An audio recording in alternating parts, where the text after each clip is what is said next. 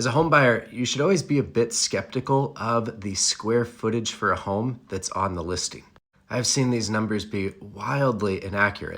For instance, one family I was helping buy their first home, the square footage on the listing said 2,080 square feet, and the listing agent just pulled that from the county records. Well, I looked at the county records. It said that it was 1,040 square feet on the main floor and 1,040 square feet in the basement. But this home had a completely unfinished basement, no livable square footage down there whatsoever.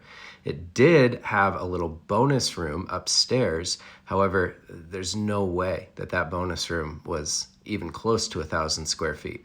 However, when it came to comps, of course, the agent used that 2,000 square foot number and used other 2,000 square foot homes in the area to justify the list price. Now, if you have a financing or an appraisal contingency, in most cases, the appraiser will measure the square footage, so you do have some protection there.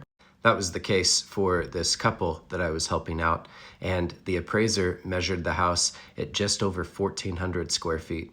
And that revised square footage number impacted the value of the home by about 100 grand. Another way of getting a more accurate reading is while you're under contract for the house, for 100, 200 bucks, you could hire a photographer to come and do some sort of a 3D or a Matterport tour of the house where they're just trying to get the floor plan.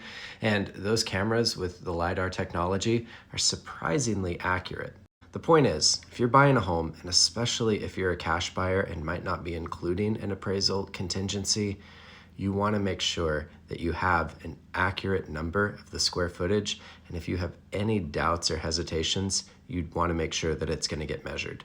Because I'd hate for you to buy a home that you think is 2,000 square feet, and then when you go to sell it 5, 6, 7 years later, you get screwed when the next buyer does their due diligence.